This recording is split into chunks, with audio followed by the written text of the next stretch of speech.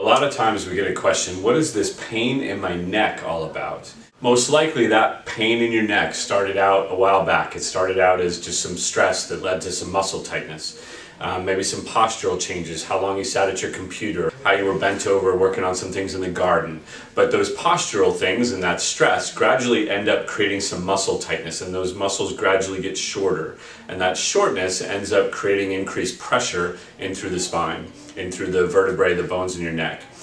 What'll happen then is that then you go to start to do something, you're exercising or you're reaching into a cabinet or whatever it might be, and that tension, that tightness that's developed here, that's running from your shoulder up into your neck along the line of those muscles, that tightness starts to pull everything closer together. And so then any kind of repetitive activity like emptying the dishwasher or carrying the basket of laundry back upstairs to fold it, etc., those things, those muscles are already short and they're put under this tension, and it makes them get shorter. And ultimately what happens then is that tension and that shortness ends up leading to increased stress and pressure down through the spine. You start to get some pressure on the discs, and that pressure then from the disc onto the nerve, and now we get to a point where you really start to have that pain.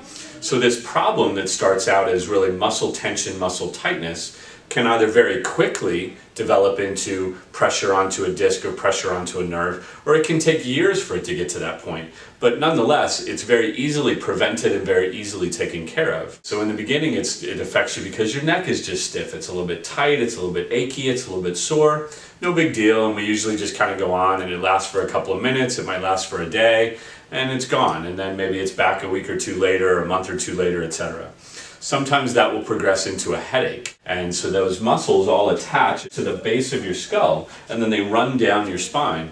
Well, when those muscles get tight, whether it's because of stress or the pressure or the pinching on the nerve, etc., they'll create a pull, and they pull down on the base of your skull. And so that headache is a warning sign that things are getting a little bit worse. It can start to cause you to have this crick in your neck, and sometimes we'll hear a lot, I woke up and I just have this crick in my neck, or I can't turn, I'm getting this pinching feeling.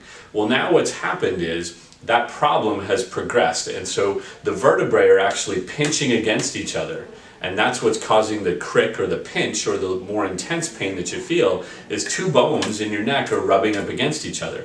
Sometimes you'll get a sharp pain with it, sometimes you'll get this click or this pop that you feel with it, but all of that is that crick in your neck is the bones pinching against each other. That starts to progress into, I can't turn my head, I can't turn to see when I'm driving or changing lanes, because the space in between the vertebrae has gotten less. There's less room for those bones in your neck to move, and what'll start to happen is it gives you that lack of mobility. As it progresses and it gets worse, it starts to turn into this pain that potentially radiates down your arm, into your hand, or it might radiate down to your shoulder blade, or it might radiate into your chest, because what's starting to happen is you're starting to get pressure not only on the bones, but now the pressure has also increased onto the disc and onto the nerve. And that's a sign that the problem is obviously getting worse, but that pressure onto the nerve is what's going to give you the more intense pain, etc. How can therapy help you with all of this? Well, the number one thing is we're going to be able to really assess and figure out what is causing those symptoms that you're having.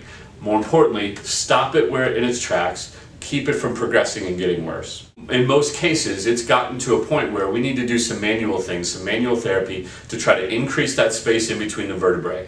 Get the vertebrae further apart so that they stop pinching against each other. Get the pressure off of the disc and off of the nerve so that the symptoms come.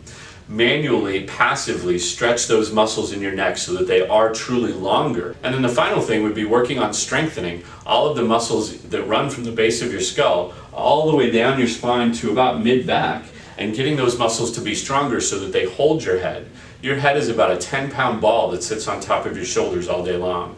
And if I asked you to hold a 10-pound weight all day long, probably wouldn't make it through the day holding that weight. The same is true with your head. The stronger those muscles are will really help everything in your neck to be more conditioned and stronger so that that pressure doesn't develop. Give us a call, click on the link below, we'll get you in, we'll get it figured out, we'll get you taken care of, and we will keep this from turning into a much bigger problem